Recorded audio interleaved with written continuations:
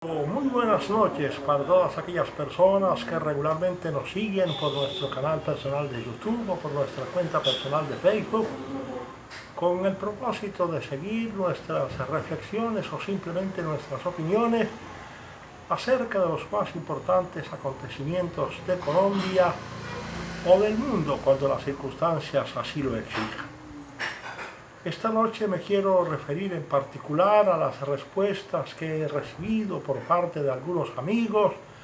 algunas personas relacionadas o conocidas con respecto a unos comentarios hechos previamente por mí, en donde lamento que el presidente de la República de Colombia, Iván Duque Márquez, hubiese abierto una mesa de diálogos con los organizadores de los paros promovidos recientemente en Colombia, no porque entendamos que los diálogos sean malos ni esencialmente negativos, sino antes por todo lo contrario. Porque los diálogos son en esencia lo que se busca en la función pública, en el ejercicio de hacer política, pero ellos deben ser siempre el resultado de una convicción profunda del gobernante o de los distintos sectores de opinión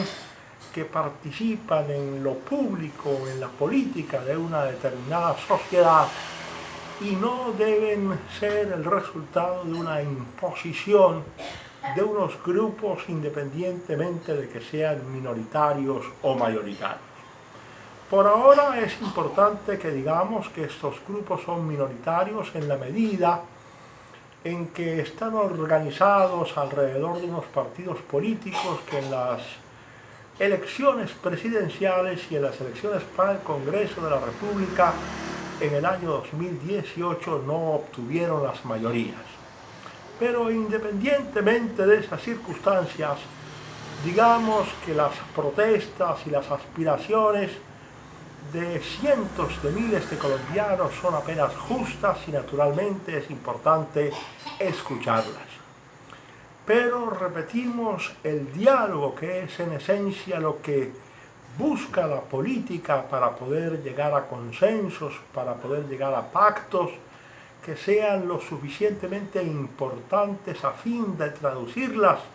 en políticas públicas para el beneficio de la comunidad, repito una vez más, tienen o deben ser el resultado de una convicción profunda del gobernante o de aquellas personas que participan permanentemente en la vida pública y no el resultado de la imposición de quienes han escogido las vías de hecho como un mecanismo para hacer política y, lo peor, para hacer política de carácter electoral. Ceder a aquellos que acuden a las vías de hecho es estar permanentemente dándole pie a la extorsión, al chantaje, a todas aquellas manifestaciones de fuerza que no son admisibles en un Estado de Derecho. Pero a la pregunta, a mi juicio, sabia que hace nuestro amigo Eurípides Castro San Juan, por ejemplo, me gustaría contestarle con algo que se pregunta Maquiavelo en su libro El Príncipe, cuando dice si el gobernante debe ser prudente o por el contrario el gobernante debe ser temerario. Algunas personas responden que el gobernante debe ser temerario y otras responden que el gobernante debe tener como virtud principalísima la prudencia. Sin embargo, Maquiavelo, que recoge la sabiduría política que existía en el siglo XV, aconseja al príncipe ser prudente cuando las circunstancias aconsejen la prudencia y ser temerario cuando las circunstancias aconsejen la temeridad. Y en este caso particular, no se trata de que se vea, en este caso, el diálogo en esencia con dos prismas distintos, sino que tenemos nosotros que pensar fundamentalmente en las circunstancias que eventualmente rodean o pueden rodear ese diálogo del cual se habla en este caso concreto. Se queja con razón nuestro amigo Castro San Juan, en el sentido de que cuando es el presidente Duque el que abre el diálogo pareciera ser malo, pero por otra parte pareciera ser bueno si es el Maduro quien abre el diálogo. En este tipo de afirmaciones, en este tipo de juicios, estamos siempre a un paso de equivocarnos cuando aceptamos paradigmas o aceptamos dogmas. Porque si bien el diálogo es deseable, tenemos que analizar las circunstancias que en un momento determinado nos llevan a ese diálogo. Y el diálogo, como lo ha demostrado la historia de los últimos 30 días en Chile, no puede convertirse como se ha convertido allá en una permanente patente de corso para que los revoltosos o para que aquellas personas que se están movilizando con carácter permanente estén haciendo exigencias cada día de mayor calado, colocando por supuesto al presidente de la República, al gobierno de Chile y a las instituciones democráticas en una situación aparentemente sin salida. Pedían inicialmente la convocatoria a una Asamblea Nacional Constituyente y el gobierno de Santiago les contesta a los que se movilizan que habrá un cambio de constitución política, pero a condición de que no se haga a través de una Asamblea Nacional Constituyente, sino mediante el mecanismo de aprobar la reforma del Congreso. Y aquí en Colombia ocurre que los grupos opositores al presidente Duque están permanentemente organizando desde su posesión el antepasado 7 de agosto una serie de movilizaciones, una serie de paros, una serie de desórdenes y de desquiciamientos del orden público tendientes fundamentalmente a desestabilizar el gobierno, a desestabilizar las instituciones democráticas y a deslegitimar absolutamente todo cuanto los colombianos hemos legitimado a lo largo de una historia convulsa que se extiende ya por un espacio o por un tiempo de más de 200 años. En este caso particular, de lo que se trata es de que el presidente Duque Márquez pueda llegar a acuerdos, como lo hemos dicho desde hace muchísimos meses en distintas tribunas o en distintas conversaciones con los amigos. Pero ese diálogo que el presidente Duque se ha negado a adelantar a lo largo de todo este tiempo, ahora le surge no como consecuencia de una decisión libre de su voluntad, sino como consecuencia de una imposición de quienes se movilizan o de quienes organizan un paro por la sencilla y simple razón de que hay que apaciguar los ánimos caldeados de la montonera a fin de que ellos puedan de alguna manera espontánea restablecer el orden público que se haya perturbado. Desde un punto de vista esencial, es decir, en esencia, el diálogo es el único mecanismo apropiado para llegar a acuerdos, especialmente entre adversarios políticos o entre segmentos políticos que tengan opiniones o concepciones diferentes. No existe, como no puede existir, otro mecanismo distinto. Y para eso existen los congresos, los parlamentos, las asambleas populares o las juntas populares, como se las quiera llamar. Pero en este caso, el problema radica fundamentalmente en que el gobierno, cada vez que alguien se le enfrenta, cede e inmediatamente recurre al diálogo con el propósito de aceptar, con el propósito de conceder, con el propósito de facilitar y evitar el enfrentamiento con los opositores o con un segmento importante de la sociedad que se declara opositora al gobierno. Entonces, cuando el diálogo se produce como consecuencia de un hecho de fuerza, cuando el diálogo se produce como una imposición hecha mediante el recurso de las vías de hecho, ese diálogo está perfectamente viciado, entre otras cosas porque no obedece a las previsiones ni del legislador colombiano ni del constituyente colombiano, que en condiciones normales permitiría la declaratoria del estado de conmoción interior plasmado en el artículo 213 de la Constitución Política de Colombia para utilizar medidas excepcionales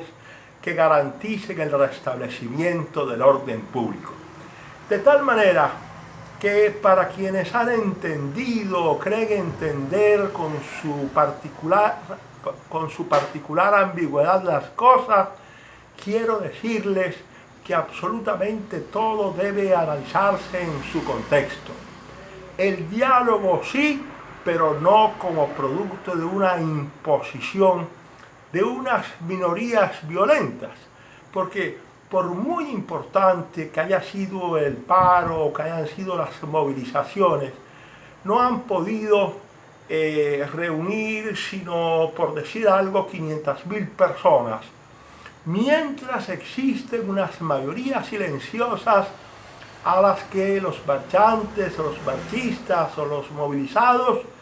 permanentemente le han venido violando sus derechos fundamentales, entre ellos el derecho fundamental a la propiedad, el derecho fundamental a la libertad de trabajo, el derecho fundamental a la libertad de locomoción, el derecho fundamental y superior a la paz, el derecho fundamental a la vida, el derecho fundamental a la integridad personal. De tal manera que no se trata de rechazar el diálogo por rechazarlo.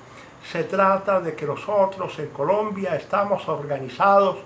como lo dice la Constitución de 1991, en un Estado social de derecho. Y es la Constitución de 1991 la que establece los mecanismos, las vías, los caminos, el sendero adecuado para lograr la solución a ese galimatías que se nos presenta como consecuencia de la voluntad permanentemente perturbadora de quienes creen que mediante la asonada y la sedición permanente pueden desestabilizar las instituciones democráticas colombianas. Y es ahí en donde naturalmente nos tenemos que mostrar en desacuerdo con decisiones como la adoptada por el gobierno colombiano, por el presidente Iván Duque Márquez en particular, porque ese diálogo con los distintos sectores de la sociedad, porque ese diálogo con los distintos segmentos de la opinión pública no responde a una voluntad libre que el presidente o el gobierno hubiesen adoptado como consecuencia de una política predeterminada, sino es en concreto la reacción, la respuesta a una presión, a un hecho de fuerza que en ningún caso debe ser permitido en un Estado social de derecho como el colombiano. Tendríamos muchísimas más cosas por decir en este caso particular, pero mi invitación es para mi gran amigo Castro San Juan a que entienda que absolutamente todo es susceptible de ser analizado dentro de un contexto en donde naturalmente existen o deben existir unas circunstancias. No podemos tomar como una bandera, como un dogma, como una enseña cualquier afirmación porque nos parezca más importante o menos importante. El diálogo es posible, el diálogo es necesario, pero no puede el pueblo, o no puede la multitud, o no puede la muchedumbre expresándose de manera tumultuaria, forzar unos diálogos y hacer permanentemente unas exigencias que sabemos en dónde comienzan, pero que no sabemos en dónde terminan. Afortunadamente, el alcalde electo de Medellín habló de una Asamblea Nacional Constituyente y quizás se adelantó inconsultamente al deseo de muchos, que es precisamente el de traer como caballito de batalla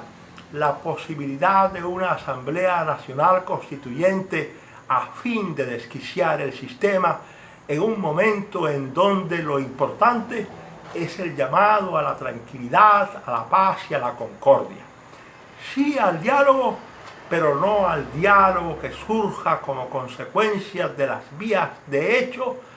que en este caso particular están queriendo imponer los segmentos minoritarios y altamente violentos de la sociedad colombiana. No sin antes advertir, aunque este punto no lo tocaré ahora, no sin antes advertir que existen elementos de prueba lo suficientemente idóneos como para mostrar el influjo de fuerzas externas a Colombia que se han venido infiltrando en este tipo de manifestaciones y en este tipo de expresiones con el propósito de producir un desquiciamiento general en las sociedades de América Latina. Como quiera que se nos agotó el tiempo, no tenemos otra alternativa distinta que despedirnos de nuestros amigos y espero que hayan entendido el mensaje en el sentido de que la propuesta de diálogo no se puede hacer sino a través de los canales institucionales consagrados por o en la Constitución política y no mediante los actos de fuerza de los que hemos sido testigos presenciales en estos últimos 4 o 5 días. No es otra cosa lo que quería decirles esta noche, de tal manera que los dejo para reunirnos cuanto antes en una próxima oportunidad.